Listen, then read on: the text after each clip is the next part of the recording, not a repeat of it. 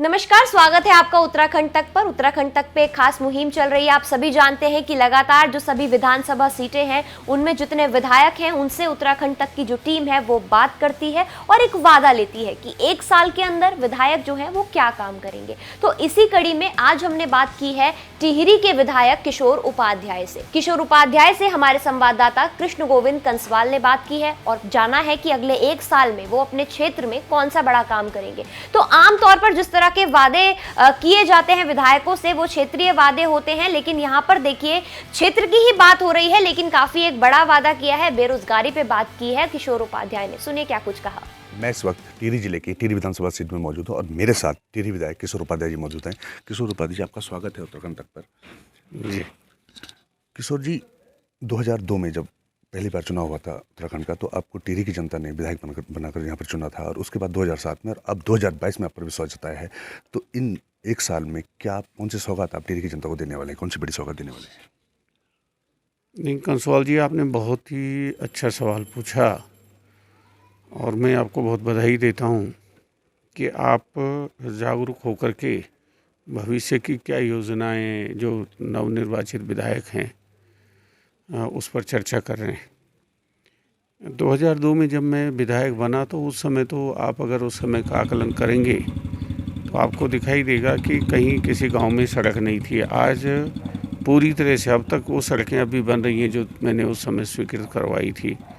यहाँ शिक्षा की बड़ी दुर्दशा थी। डिग्री कॉलेज लाया, इंजीनियरिंग कॉलेज लाया, दो यूनिवर्सिटी लाया। उस तरह के जब पीने की पानी की बड़ी समस्या थी, कोशार ताल से लेकर के और सारजुला वाली, यहाँ नई टिहरी की भी बड़ी समस्या थी।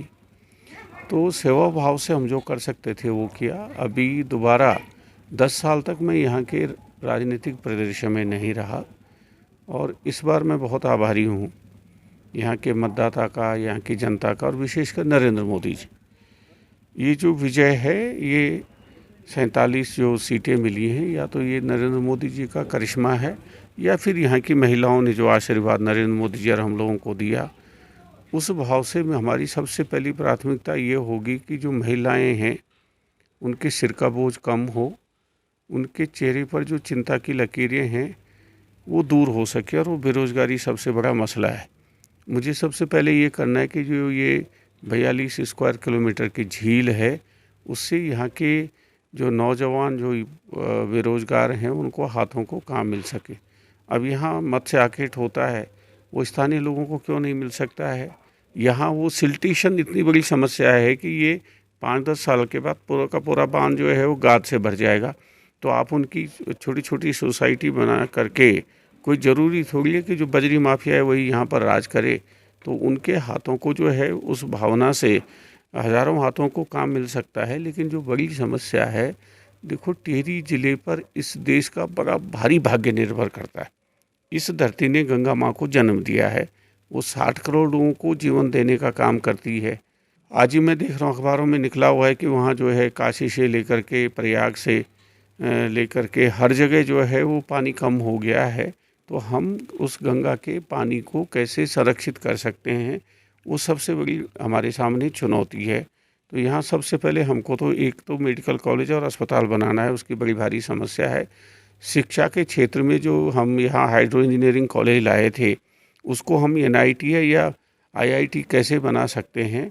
और तीसरी जो बड़ी मेरे सामने चुनौती है वो यहाँ के जो वनाधिकारों का हमने मसला उठाया है, बेरोज़गारी उससे दूर भी हो सकती है। और इस जब हम राष्ट्र रक्षा की बात करते हैं तो जब उत्तराखंड, पूरे उत्तराखंड के परिप्रेक्ष्य में अगर देखें या मध्य हिमालय के परिप्रेक्ष्य में देखें तो तभी जो है हमारी अन्न सुरक्षा, जल सुरक्षा और जो ऑक्सीजन सुरक्षा है सुरक्षित रह सकती है, जब हम यहाँ के लोगों को सुखी रख सकें। तो यहाँ के प्रत्येक परिवार में कम से कम एक व्यक्ति को जो है रोज़गार की सुरक्षा पक्की तौर पर मिलनी चाहिए, उसको सरकारी नौकरी मिलनी चाहिए। उसके लिए मैं एक साल का ये मैंने एजेंडा बनाया है और इसी बात पर मैंने अपनी 45 साल की तपस्या भंग करके, क्योंकि डबल इंजन की सरकार है, राज्य में भी, केंद्र में भी और उत्तर प्रदेश में भी। उत्तराखंड सुरक्षित रहेगा तभी उत्तर प्रदेश भी, बिहार भी और पश्चिम बंगाल और दिल्ली सुरक्षित रह सकती है। तो मेरा एक साल का ये एजेंडा है। मुझे पूरा भरोसा है कि मेरी पार्टी और हमारे यशस्वी प्रधानमंत्री नरेंद्र मोदी जी और ये पुष्कर सिंह धामी जी जो हमारे मुख्यमंत्री हैं, युवा हैं, वो मेरी भावना को समझेंगे और जिस भावना से मैं उस परिवार में शामिल हुआ हूँ उस भावना की रक्षा करेंगे। तो टिहरी विधायक किशोर जी का कहना है कि वो सड़क, स्वास्थ्य और शिक्षा और बेरोजगारी को लेकर 1 साल अपना एजेंडा इसी पर फोकस रखेंगे। तो बेरोजगारी से लेकर मेडिकल कॉलेज और अस्पताल के निर्माण तक ये वादा है किशोर उपाध्याय का कि अगले 1 साल में कम से कम अपने क्षेत्र के लिए ये काम वो जरूर पूरा करेंगे। इसी कड़ी में तमाम और विधायकों से बातचीत सुनने के लिए देखते रहिए उत्तराखंड तक।